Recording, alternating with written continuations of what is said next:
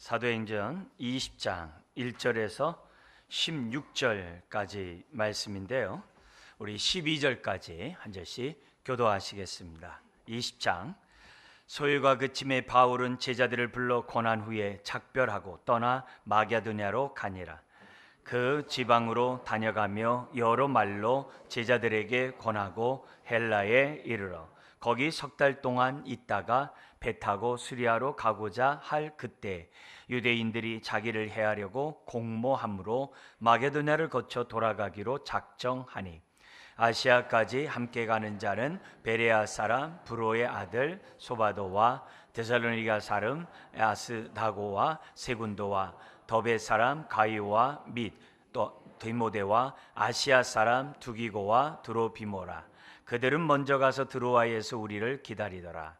우리는 무교절 후에 빌립보에서 배로 떠나 닷새 만에 드로아에 있는 그들에게 가서 이레를 머무니라. 그 주간의 첫날에 우리가 떡을 떼려 하여 모였더니 바울이 이튿날 떠나고자 하여 그들에게 강론할세 말을 밤중까지 계속하며 우리가 모인 윗다락에 등불을 많이 켰는데 유두고라 하는 청년이 창에 걸터 앉아 있다가 깊이 졸더니 바울이 강론하기를 더 오래 하매 졸음을 이기지 못하여 3층에서 떨어지거늘 일으켜 보니 죽었는지라. 바울이 내려가서 그 위에 엎드려 그 몸을 안고 말하되 떠들지 말라 생명이 그에게 있다 하고 올라가 떡을 떼어 먹고 오랫동안 곧 날이 새기까지 이야기하고 떠나니라. 사람들이 살아난 청년을 데리고 가서 적지 않게 위로를 받았더라. 아멘. 아멘. 오늘 이 20장의 말씀은 바울의 3차 선교 그 사역의 한 부분을 기록한 내용입니다. 3차 사역은 여러분도 알다시피 18장 23절에서부터 3차 선교 사역이 시작이 되었습니다. 3차 사역을 시작할 때 배 타고 가는 것이 아니라 이 투르키에 이 동쪽에, 왜냐하면 그쪽에 안디옥 교회가 있었기 때문에 거기서부터 서쪽으로 계속 1차, 2차 때 선교했던 그 지역을 다니면서 계속해서 제자들의 믿음을 이렇게 북돋아주는, 굳게 하는 그 사역을 하다가 6개월 만에 에베소 교회로 이렇게 에베소 지역으로 들어오게 됩니다. 그리고 이 에베소 지역에서 2년 8개월 동안 이제 복음을 사역하다가 너무나도 놀라운 이 복음의 큰 역사로 우상 숭배하는 자들이 우상을 버리고 하나님 앞에 나오는 놀라운 역사가 나타나게 됩니다. 그러자 우상을 업으로, 우상 판매, 만들고 판매하는 사람들이 그 업으로 삼는 사람들이 수입이 적어지는 이 문제로 인해 가지고 소요를 일으켜 가지고 바울을 아주 핍박하려고 그런 역사가 나타나게 됩니다. 그래서 바울은 어떻게 보면 원치 않게 에베소를 이제 떠나고 어디로 가게 되면 마게도냐를 가게 됩니다. 근데 마게도를 왜 갔냐 이게요. 그 간 이유는 바울이 에베소 사역이 거의 끝날 쯤 되었을 때 바울은 늘 자신이 개척했던 수많은 교회를 놓고 쉬지 않고 기도했어요. 빌립보 교회, 데살로니가 교회 할 것 없이 쉬지 않고 기도하는 가운데 고린도 교회로부터 좋지 않은 소식들이 들린 거예요. 고린도전서 내용을 보면은 이게 교회가 맞나 할 정도로 굉장히 참 마음 아픈 일들이 많이 있었습니다. 그래서 이 소식을 들은 바울이 디도, 우리 성경에 보면 디도서가 나오잖아요. 그 디도라는 사람에게 고린도전서에 편지를 보내가지고 고린도 교회까지 보냅니다. 육로로 간다고 한다면 보통 2달 걸리는 거리예요. 그래서 그에 보냈는데 이 디도가 오질 않는 거예요. 그래서 이 바울이 마침 에베소의 소요 사건이 일어나가지고 디도를 맞이하기 위해서 어디로 가느냐? 드로아 항구로 갑니다. 드로아 항구는 여러분도 우리 앞에서 봤듯이 2차 선교여행 때 하나님께서 몰아가지고 마게도냐, 지금 그리스 북부 지역이에요. 그 마게도냐에 빌립보, 데살로니가 베레아 교회가 있어요. 그쪽으로 하나님이 모르셨던 그 항구예요. 그래서 드로아에서도 디도가 오기를 기다렸는데 오지 않는 거예요. 근데 그때 이 드로아에 있는 사람들이 바울을 통해서 이제 복음을 듣고 또 예수 믿는 사람이 막 생겨나는 겁니다. 그럼 복음의 문이 활짝 열렸는데도 바울의 마음속에서는 자기가 1년 6개월 동안 고린도 지역에서 애를 쏟았던 그 고린도 교회에 대한 소식이 너무 궁금한 거예요.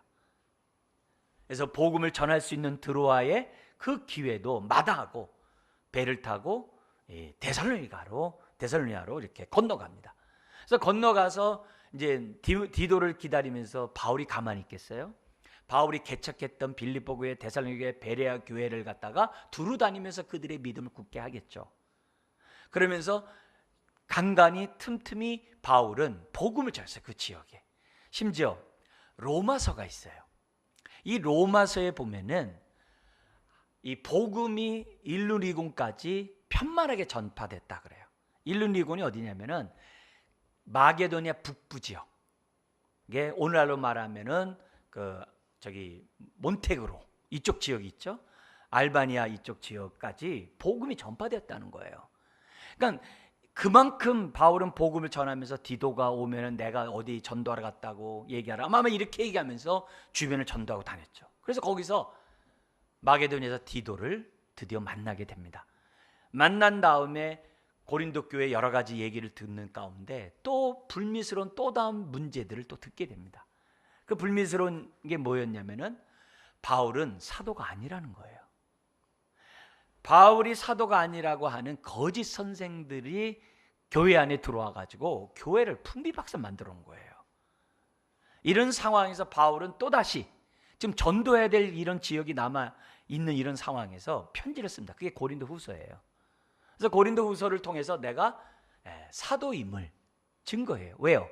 바울이 사도임이 증명이 돼야 바울의 복음이 진짜 복음이고 바울이 전한 복음에 다른 복음이 없다는 것이 증명되기 때문에 바울은 자신이 사도임을 1장에서 13장까지 구구절절히 간절하게 기록을 합니다. 이제 그런 가운데 이 8장 9장에 가면은 예루살렘의 기근으로 인해 가지고 이방 교회들이 구제비를 걷어 가지고 구제비를 보내는 계획을 바울이 갖고 있었어요. 근데 이 마게도니아에 있는 그 지역에 있는 교회들은 가난하고 환난과 핍박 가운데서도 지금 최선을 다해 가지고 구제비를 예배 때마다 모아 놓는 거예요. 근데 이 남쪽에 있는 그리스 남쪽에 있는 이 아테네, 고린도 이런 지역은 부자 동네예요. 그래서 이 구제비에 대해서 관심도 이렇게 없었던 것 같아요. 왜? 교회가 엉망이니까. 그래가지고 내가 갈 때까지 구제비를 갖다 모았다가 매주 모일 때 모았다가 갈 때 구제비를 달라라고 하는 그 편지를 씁니다.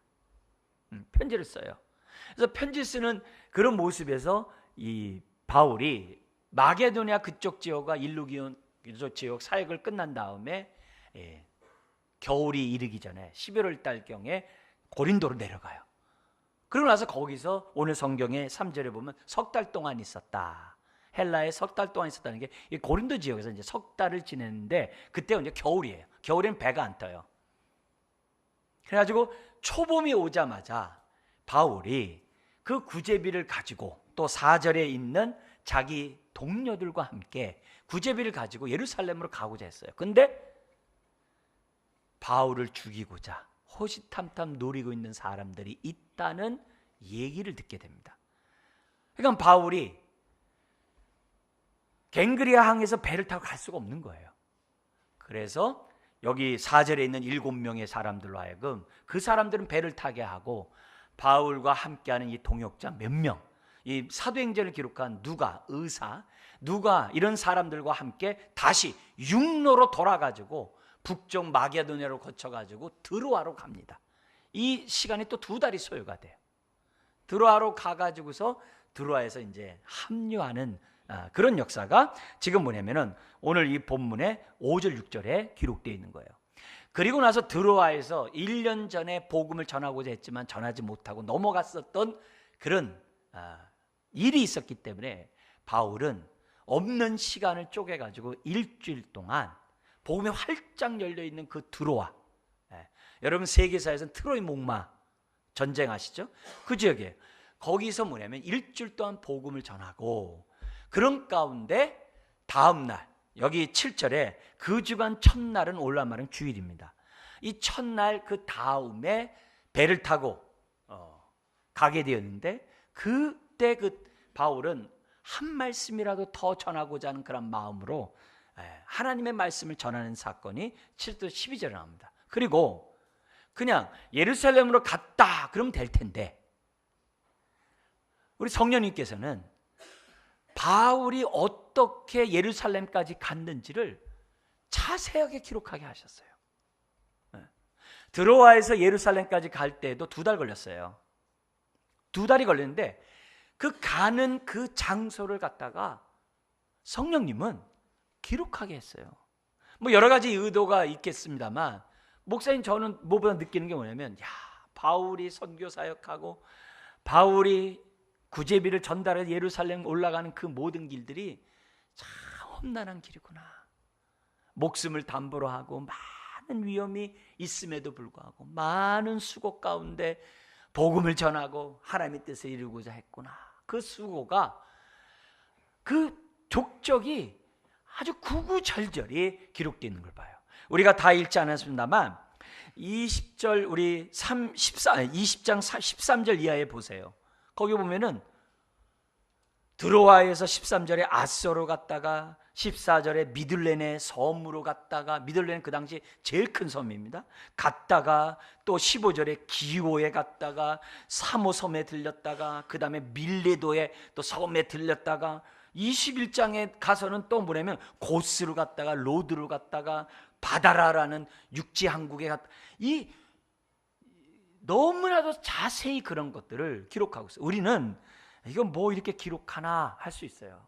그리고 그 도시, 그 섬의 이름이 익숙하지가 않아요. 근데 그 당시 거기에 살아있던 사람들은요, 누구나 다 아는 섬들이에요. 그리고 오늘날에도 제가 어떤 인물을 얘기하면요, 그 사람 나 알아. 이런 사람들이 다 이 섬 출신들이에요. 여기 이 도시에 살았던 사람들이에요. 그러니까 그 당시의 섬들은 우리가 말하는 그냥 사람이 없고 이렇게 황량한 그런 데가 아니에요. 그 당시 튀르키예 지역은 육로가 발달되어 있지 않았어요. 섬과 섬으로 연결되어 있는 교통수단이 발달되어 있고 그것이 더 편해요. 더 빨라요. 더 안전해요. 그런 시대예요. 그렇기 때문에 바울이 얼마나 그 배가 뭐 많이 있는 것도 아니잖아요. 기회가 있을 때마다 배를 타고서 이동하는 그런 모습을 합니다. 한 예로 여러분들이 익숙했던 보면은 아소라고 그랬잖아요. 드로아에서 아소로 갔죠. 이 아소가 아리스토텔레스가 활동하던 장소예요. 그리고 거기서 또 결혼도 해요. 그리고 알렉산더 대왕의 스승으로 이제 갔던 그 장소가 아소예요. 뿐만 아니라 시나 문학을 좀 안다고 하는 사람들은 뭐냐면 여류 시인 가운데 이 사포라는 여성이 있어요. 굉장히 유명한 사람이에요. 그 사람이 미들렌의 사람이에요. 그 지역에서 활동했던 사람이에요. 그리고 여러분 껌 씹죠? 그 껌이 처음 생겨났던 데가 기호섬이에요. 네, 기호섬이에요. 그리고 여러분 이솝우화 잘 아시죠? 이솝우화. 그 이솝우화가 태어나고 활동했던 데가 어디냐면 사모섬이에요. 피타고라스가 태어나고 활동했던 데가 이 사모섬이에요. 그러니까 우리가 너무나도 잘 알고 있는 오늘날에도 영향을 미쳤던 사람들이 살고 활동했던 그런 장소들이에요. 그런 모습이에요. 여러분 저기 21장 1절에 고스라는 지역이 나오는데 히포크라테스 아시죠? 누구나 아마 들어봤을 거예요.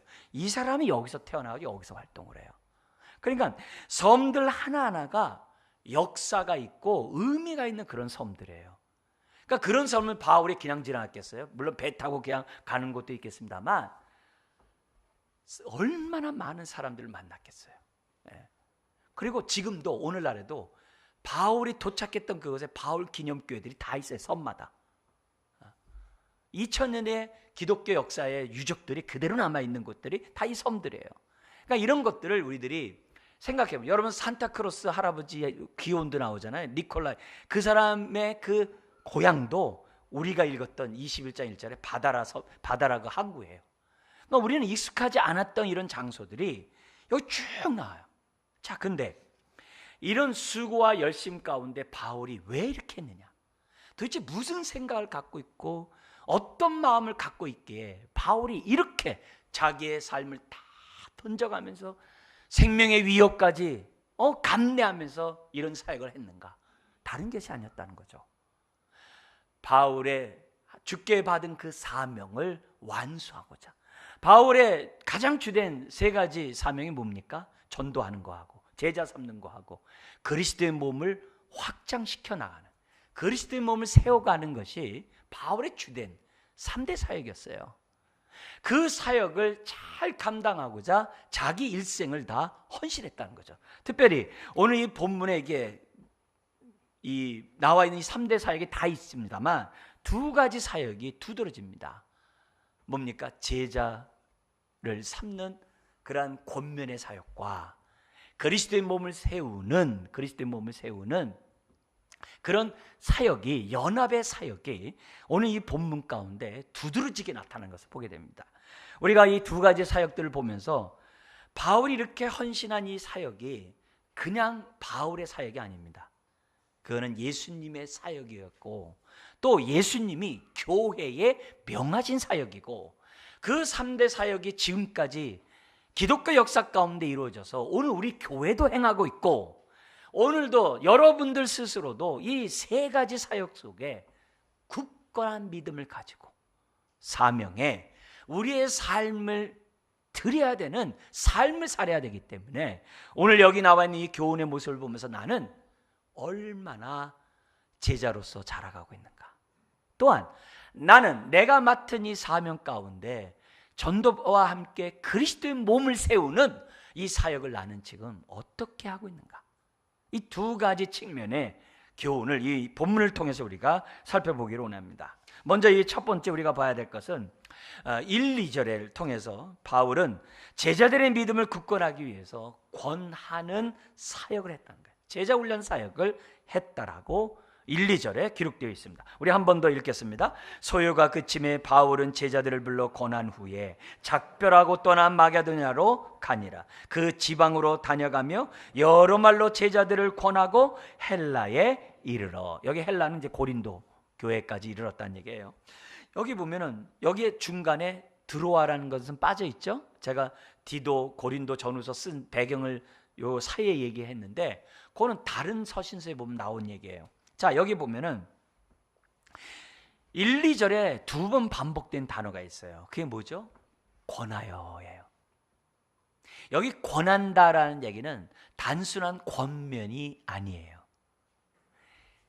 여기 권하여는 권면뿐만이 아니라 사람들을 격려하고 위로하고 세워주는 것이 포함되어 있어요. 뿐만 아니라 이런 긍휼과 사랑만 있는 게 아니라 또 하나가 있어요. 공의로 뭘 하냐면은 말씀 가운데 올바로 서 있지 않는 사람들에게 정신 차리게 하는 것, 책망함으로 정신 차리게 하는 그 내용이 이 권하에 포함되어 있어요. 그러니까 넓은 의미로 이 권하여는 성령이 이 땅에서 오셔서 행하는 사역과 연결되어 있어요. 그래서 이 권하여라는 이 단어와 성령님을 말하는 단어가 같은 단어예요. 같은 단어예요. 물론 사람에 붙여진 것과 그 사역에 붙여진 이름이 어미가 좀 다릅니다만 같은 단어예요. 그러니까 바울은 이 권하여 사역을 어떻게 했다는 거예요? 성령님의 인도 속에 사역을 했다는 거예요. 성령님 대신 권하는 사역을 했다는 거예요. 우리 성령님을 보혜사라고 그래요.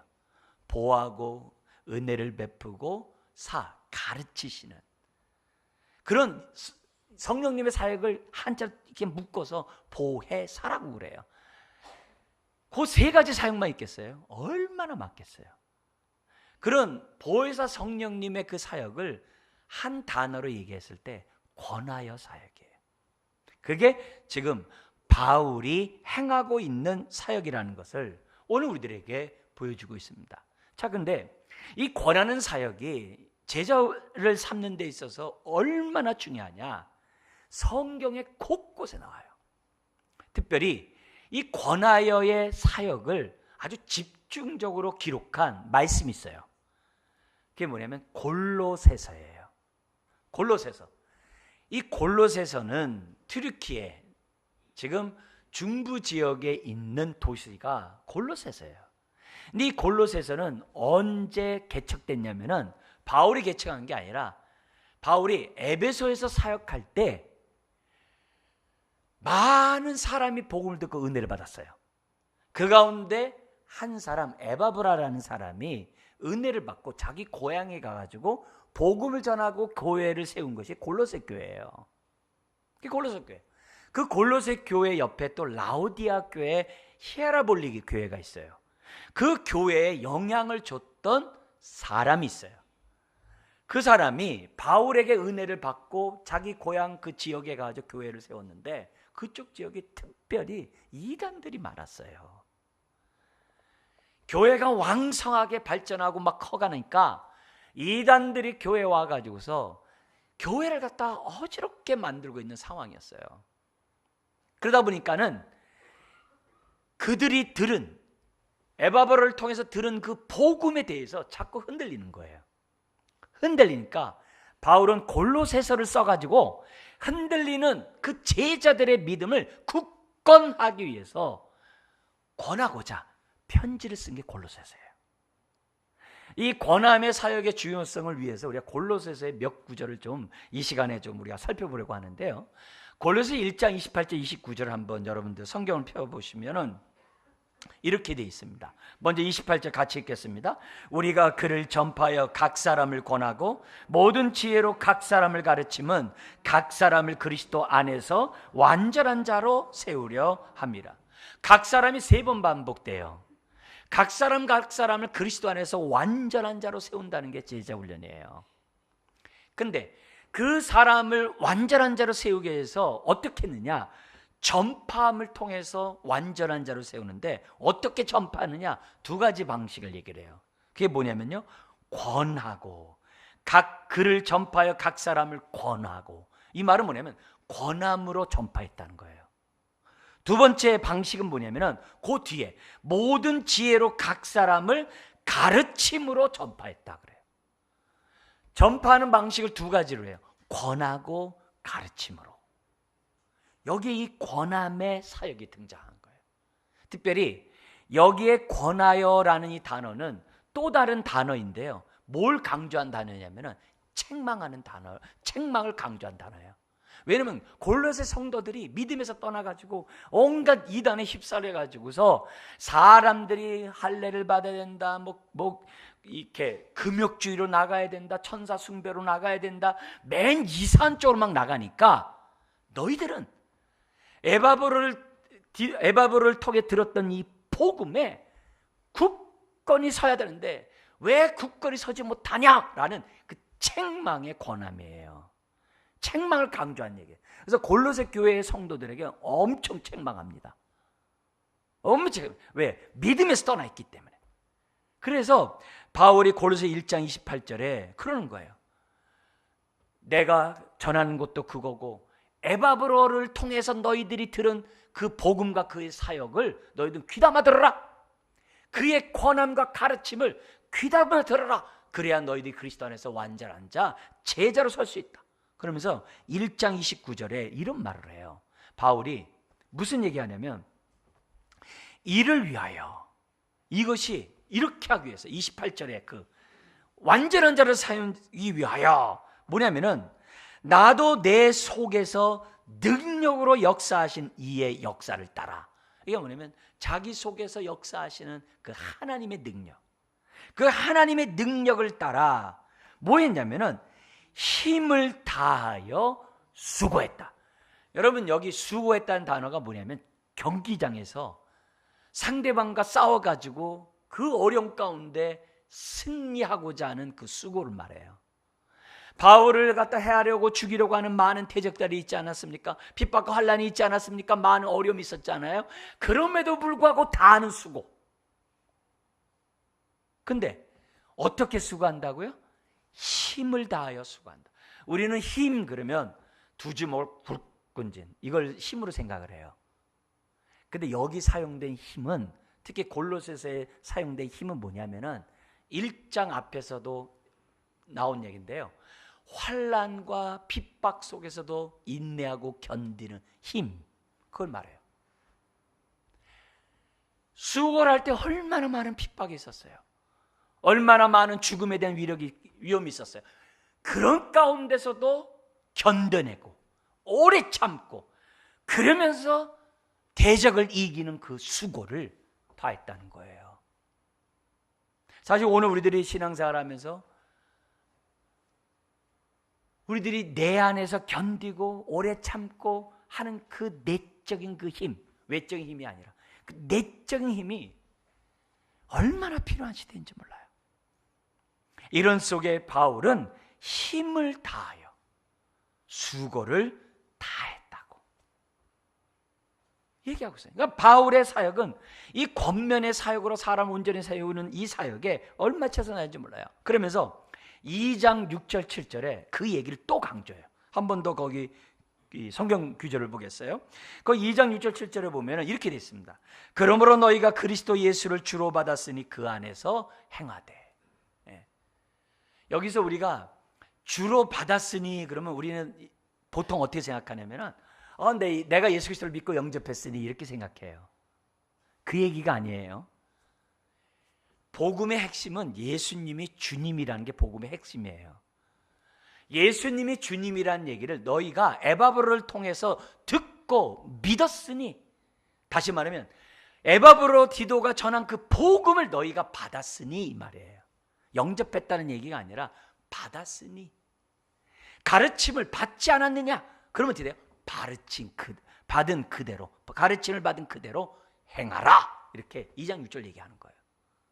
엄청난 권면이죠. 책망의 권면이에요. 그러면서 어떻게 행하는지 구체적으로 4가지를 2장 7절에 설명해요. 그래서 7절에 4가지를 설명하는 것도 다 뭐예요? 그게 권면이에요. 제자들의 믿음을 굳건히 세우고자 하는 권면이에요. 거기 보세요. 뭐라고 되어 있냐면 첫 번째, 그 안에서 행하는 첫 번째 방식이 뭐였냐면은 뭐로 되어 있어요? 그 안에 뿌리를 박으며, 이렇게 되어 있어요. 예수 그리스도 안에서 뿌리를 박으며.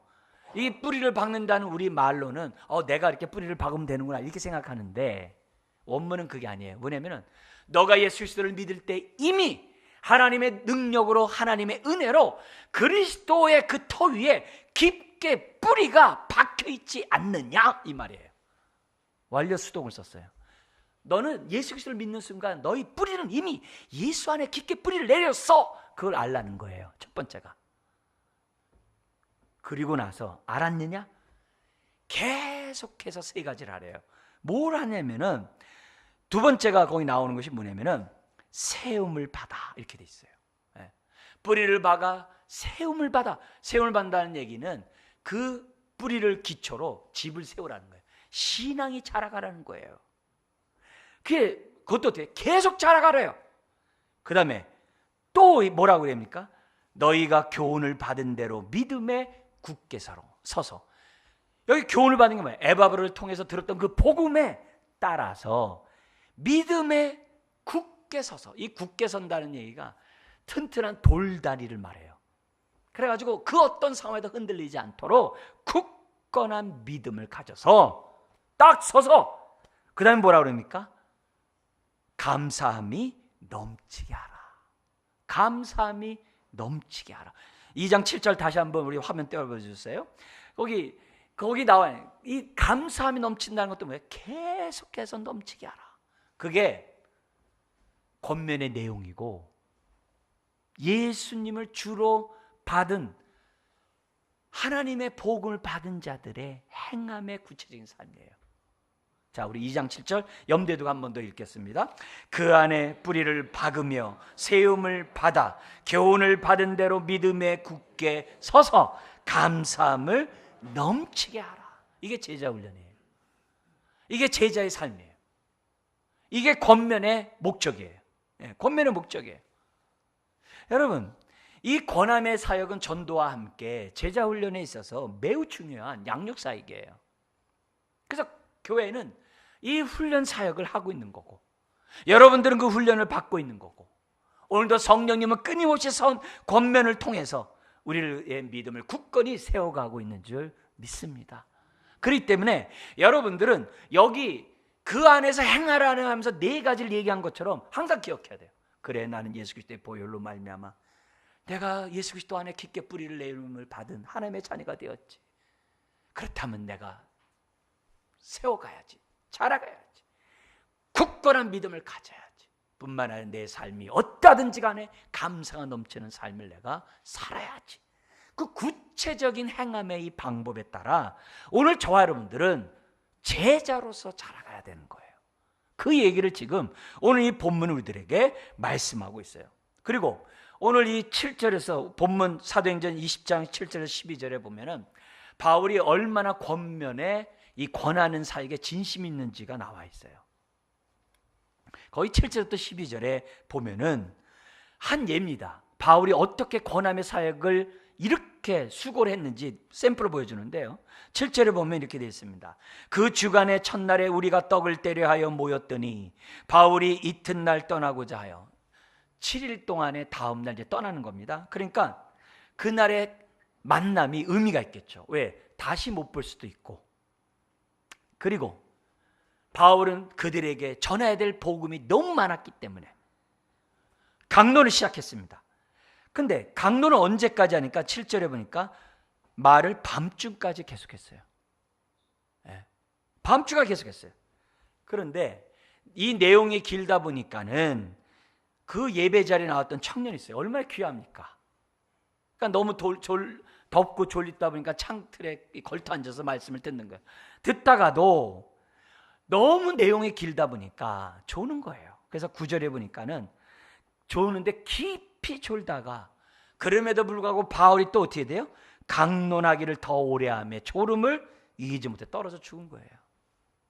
얼마나 참 기가 막힌 일이 벌어집니까? 은혜 받으러 왔다 이렇게 되니까.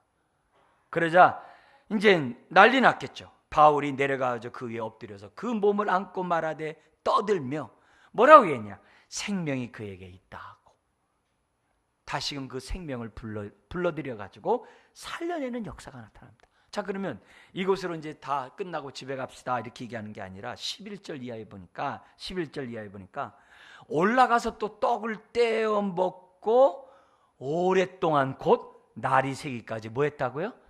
이야기하고 떠났다. 여기 강론도 일방적인 설교가 아니라 설교하고 그 내용에 대해서 질문하면 다시 또 설명하고 다시 설명하고 하는 그것을 강론이라고 그래요. 새벽까지 얘기가 지속되는 거예요. 그러니까 날이 새도록 한 거예요.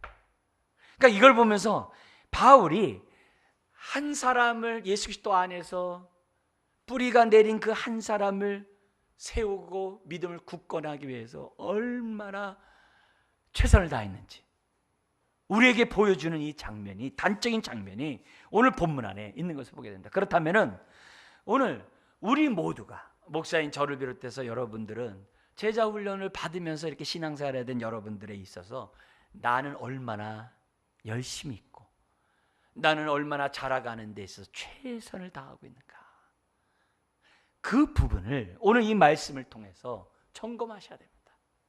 그래서 주님이 보시기에 합당한 성도로서, 제자로서 우뚝 서 있는 내 모습이 될 수 있도록, 그래서 바울과 함께 그 다음 사역에 동참하는 저와 여러분들이 되어야 한다는 거죠. 그것이 첫 번째 교훈이에요. 두 번째 우리가 교훈은 뭐냐면은, 바울은 16절에 있는 것처럼 예수 그리스도를 믿는 사람을 그리스도 안에서 하나 되게 하는 연합 사역에 최선을 다했어요. 우리 16절 같이 한번 읽겠습니다. 바울이 아시아에서 지체하지 않기 위하여 에베소를 지나 배 타고 가기로 작정하였으니 이는 될 수 있는 대로 오순절 안에 예루살렘에 이르려고 급히 가미러라. 여러분, 지금 예루살렘 왜 올라간다고요? 구제비를 전달해 줘야 된다 그랬어요. 그게 급해요. 근데 이왕이면 어떻게 해야 돼요? 많은 사람이 모여있을 때 올라가면 더 좋겠죠. 왜냐? 구제비만 전달하는 게 목적이 아니라 바울의 여러 가지 목적이 있었어요. 그 가운데 하나가 뭐냐면은 이방 사람들도 하나님의 사랑을 입어 복음을 받은 하나님의 자녀가 되었다는 것을 시청각적으로 보여주고 싶었어요. 그래서 아까 그 7명과 또 바울의 또 다른 일행이 있잖아요. 이런 사람들이 다 이방인의 대표들이었어요. 그 대표자들이 구제비를 가지고 올라가므로 유대인들이 볼 때 와, 하나님의 구원의 역사가 이렇게 이방인에게 놀랍게 역사했다는 것을 시청각적으로 보여주고 싶었어요. 그럼 그것만일까요? 아니에요. 예수 그리스도 안에서 유대 그리스도인들과 이방 그리스도인이 한 형제요 자매요 한 몸이라는 사실을 확인시켜 주고 싶었어요. 연합되어 한 몸이라는 사실을 사도 바울은 자기 눈으로 보고 싶었어요. 왜요? 구약에 너무 많은 선지자들이 예언했어요. 메시아가 오면은 유대인과 이방인이 그리스도 안에서 하나 되리라. 메시아가 오면은 이방인들이 다 와서 하나님을 찬양하리라. 그 예언이 너무 많았어요. 바울은 그 예언을 성취하고 싶었어요. 그래서 많은 유대인들이 모이는 오순절날, 이미 6월절 40일 전에 6월절은 못 갔잖아요. 왜요? 2달 동안 돌아서 마게도냐로 돌아서 드로아로 가야 되기 때문에 시간을 그만큼 허비했기 때문에 오순절이라도 가서 유대인들에게 이 이방인 대표들을 만나게 하고 그들이 한 형제여 자매라는 사실을 경험하게 하고 싶었어요. 이런 목적이 있었기 때문에 바울은 속히 오순절의 안에 예루살렘에 이르려고 급히 가는 거예요. 급히 간 거예요. 그래서 올라가면서 바울에게는 기도 제목이 있었어요. 바울이 고린도에 있을 때 로마서를 썼어요. 그 로마서를 쓰면서 기도 제목들이 쫙 있는데 그 가운데 뭐가 있느냐? 내가 나중에 로마를 통해 저 스페인까지 내가 전도하기 원한다. 그때 나를 도와달라. 그 내용이 있고, 또 하나가 뭐냐면은 내가 지금 구제비를 가지고 이방인들과 함께 예루살렘에 올라가려고 한다. 근데 이방 사람들은 부정하다고 해서 배척하고 거부하는 그 유대인들이 이 이방인들을 받아들인다는 것이 쉽지 않다. 더구나 이방인들이 자신을 위해서 구제비를 줘? 이거 받는다는 것은 보통 자존심을 상하는 그런 일이 아닐 수 없다. 그래서 바울이 로마 교회를 향하여 기도 부탁을 해요. 이 구제비를 유대인들이 받게 해달라고. 그런 마음으로 바울은 지금 어떻게 돼요? 예루살렘에 올라가고자 했던 거죠. 자, 이런 의미에서 오늘 우리들이 여기서 주목해야 될 것이 뭐냐면은 바울은 사람만 가는 것이 아니라 구제비를 가져갔다 그랬어요. 근데 이 구제비가 얼마나 중요한 것이냐면은 사람들을 이렇게 하나로 만드는 아주 그 매개차로서는 너무나도 중요한 매개체였던 거예요. 왜냐하면 예루살렘 사람들은 기근에 지금 허덕이고 있었거든요. 이런 사람에게 먹을 것을 준다는 이 사실보다 귀한 것이 없거든요. 그러니까 바울은 단순히 이방인들만 가는 것이 아니라 구제비를 가져가게 함으로 그들의 삶의 피로를 채워주고 그렇게 함으로 하나가 되기를 바라는 마음이 바울에게 있었습니다. 왜 그러냐? 이방인들에게 구제비를 모을 때 이렇게 얘기했어요. 우리가 유대인을 통해서 복음을 듣지 않았느냐? 그렇다면 어려움을 겪고 있는 유대인에게 물질로 그들에게 그 빚을 갚는 것은 당연한 거 아니냐? 그래서 구제비를 모았어요. 자, 그런 가운데 이 고린도 교회가 구제비에 대해서는 진심이 아니었어요. 고린도 교회가 엉망이라고 그랬잖아요. 근데 잘 산다고 그랬잖아요. 구제비를 달라고 그랬는데 다른 데서는 마게도냐 이런 데서는 매주 모일 때마다 구제비를 모았어요. 근데 고린도 교회는 디도의 말에 의하면 구제비를 모을 생각을 안 하는 거예요. 그래서 바울이 고린도 후서를 쓰면서 그 안에 구제비가 왜 중요하냐? 구제비는 안식년의 안식년인 시년을 성취하는 거다. 시년이 되면 어떻게 돼요? 모든 빚이 다 탕감되고 종되었던 종들이 다 자유케 되고 모든 사람이 그리스도 안에서 하나님 안에서 하나가 되는 게 희년이거든요. 그래서 이 구제비를 통해서 사람들이 이렇게 하나가 되고 물질을 나눔으로 물질이 공평함으로 이 희년이 성취되는 그 일에 너희들은 왜 등한히 여기냐라고 바울이 고린도 교회에게 편지를 써요. 자, 거기에 일부분을 잠깐 읽도록 하겠어요. 고린도후서 8장 1절에서 3절에 보면은 이렇게 되어 있습니다. 읽어볼까요? 형제들아, 하나님께서 마게도냐 교회들에게 주신 은혜를 우리가 너희에게 알게 하노니 환난의 많은 시련 가운데, 그 다음 구절도요, 시련 가운데서 저희 넘치는 기쁨과 극한 가난이 저희로 풍성한 연보를 넘치도록 하게 하였느니라. 그 다음 구절, 내가 증거하노니 너희가 힘대로 할 뿐 아니라 힘에 지내도록 자원하여 하라는 거예요. 여기 뭐라고 했어요? 북마게도나는요 환난을 당하고 있었어요. 근데 그 가운데 기뻐했어요. 그리고요 극심한 가난 가운데 있었어요. 근데 뭐예요? 풍성한 연보를 넘치도록 했대요. 왜요? 구제비는요 돈이 있어서 하는 게 아니거든요. 은혜로 하는 거거든요. 하나님의 돌보심을 믿기 때문에 하는 거거든요. 그것도 힘에 지나도록 했다는 거예요. 자, 그 다음 구절도 보세요. 고린도후서 9장 7절에 보면은 구제비에 대한 권면하면서 이런 얘기를 합니다. 같이 읽어볼까요?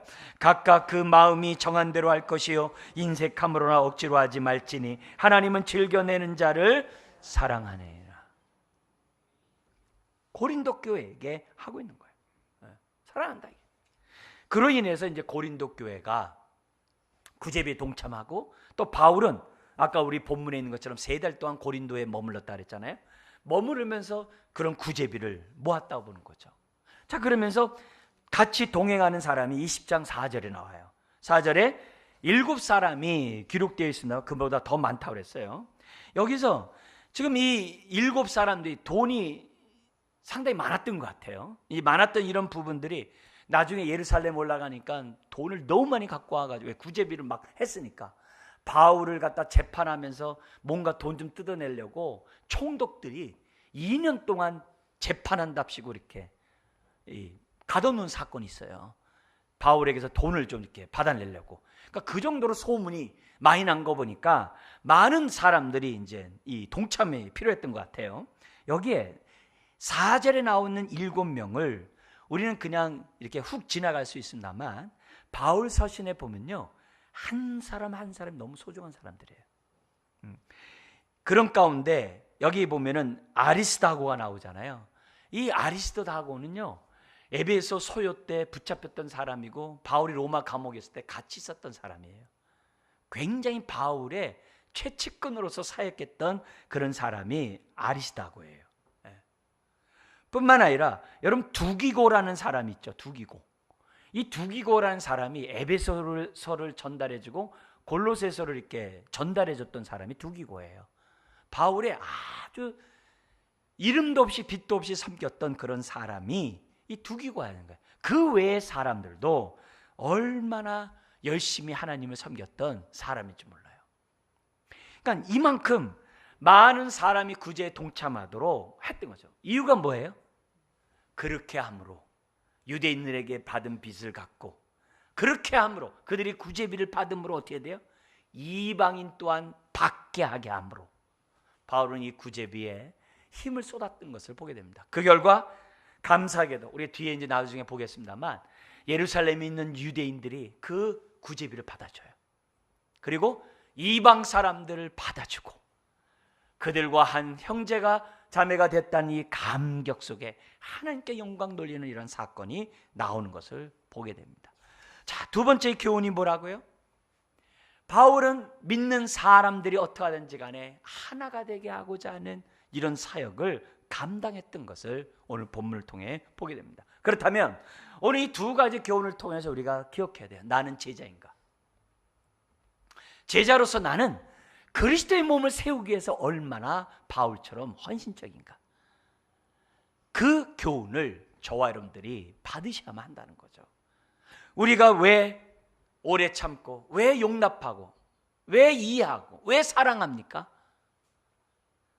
오늘 이것이 성령의 사역이고 바울을 통해서 우리에게 가르쳐준 말씀이기 때문에 그래요. 또한 예수님이 이 땅에서 하셨던 사역이기 때문에 그래요. 이런 사역을 통해서 우리는 그리스도의 몸을 세워가야 됩니다. 그리고 그리스도의 몸을 견고하게 세워지기 위해서 우리가 어떻게 돼요? 제자가 돼야 돼요. 흔들리는 제자가 아니라 굳건한 믿음을 갖고 있는 제자들이 돼야만 하는 거예요. 오늘도 교회에서는 이런 사역의 연결 따라 제자훈련 사역과 그리스도의 몸을 세우는 사역을 교회가 하고 있고, 여러분들이 그 일에 동참하고 있습니다. 우리 주님 뵙는 그날까지 성령님의 이 놀라운 이 사역에, 바울이 동참했던 이 사역에 저와 여러분들 또한 사역에 동참하시기를 주의 이름으로 축원합니다. 기도하겠습니다. 하나님 아버지, 우리의 믿음이 한 믿음 가운데 신앙생활하는 모습들이 분명한 비전과 하나님의 뜻 안에서 사역하는 주의 자녀들 되게 하여 주옵소서. 우리에게 값없이 하나님의 놀라운 은혜로 하나님의 자녀가 되게 하시니 감사합니다. 자녀된 우리들이 가르침을 받은 그대로 행하는 자들이 되기를 원합니다. 제자로서 하나님의 말씀에 따라 순종하기를 원합니다. 뿐만 아니라 우리의 삶이 그리스도의 몸을 세우고 확장해 나가는 삶을 살아가기를 원합니다. 지체에게 대한 나의 태도가 주께 대한 태도인 것을 우린 이미 배웠습니다. 소자에게 물 한 그릇 주는 것이 나에게 준 것이라고 이미 배웠습니다. 주여, 우리가 주께 대하듯 서로 대하면서 그리스도의 몸을 세워가는데 부족함이 없는 제자들 되게 하여 주옵소서. 머리 숙인 한 분 한 분들 주님 축복하시고 영육 간에 강한 하나님의 은혜들을 허락하여 주옵소서. 믿사오며 예수님의 이름으로 기도드리옵나이다. 아멘.